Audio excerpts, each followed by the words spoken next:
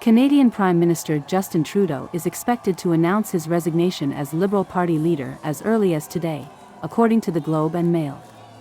Sources say Trudeau could make the announcement before a key National Caucus meeting on Wednesday.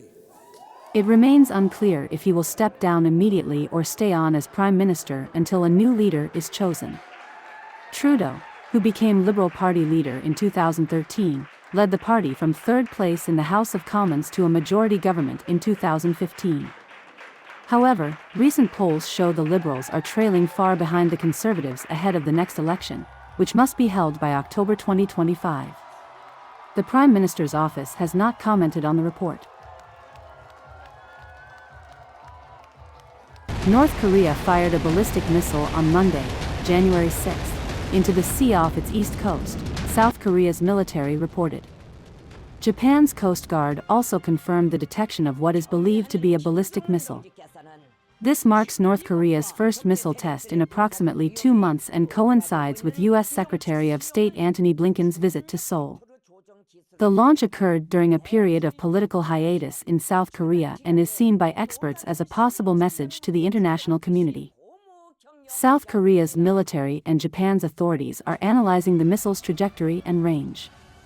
North Korea has conducted several missile tests in the past year, raising tensions across the region. The United States, South Korea, and Japan have repeatedly condemned such tests as violations of UN Security Council resolutions. Further developments are expected as military officials assess the situation.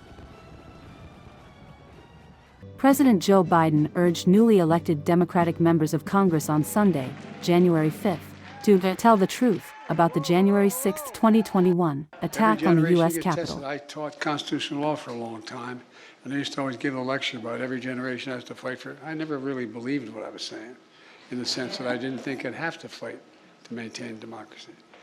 But tomorrow's January 6th. Tomorrow's January 6th.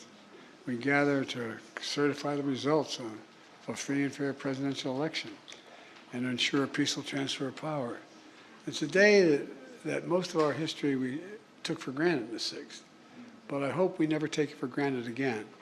You know, 4 years ago, January 6th, this Capitol was attacked by a violent mob. If you come over to the Oval before I leave, I'll show you the room that the former president sat in for 3.5 hours watching what was going on television, the small dining room off the Oval Office. And our democracy was really, literally put to the test. And thankfully, our democracy held. But the big reason is because of the bravery of the Capitol Police and the local people who stood with us.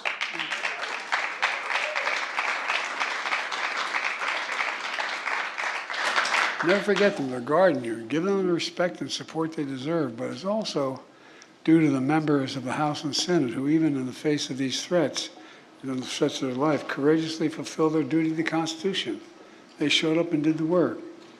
Now it's your duty to tell the truth, to remember what happened, and not let January 6th be rewritten or even erased. To honor the Constitution, not only the most extraordinary of days, but it's one of the toughest days in American history, January 6th. South Koreans supporting President Yoon Suk-yeol staged a protest near the presidential residence on Monday, waving South Korean and U.S. flags while holding placards that read, "Stop the Steal." The demonstration drew a sizable crowd of pro-Yoon supporters, expressing solidarity with the president and denouncing perceived threats to his leadership. Police were stationed at the alleyways leading to the presidential residence to maintain order and ensure the safety of the area. This protest follows recent political tensions in South Korea, with President Yoon's administration facing criticism from opposition parties.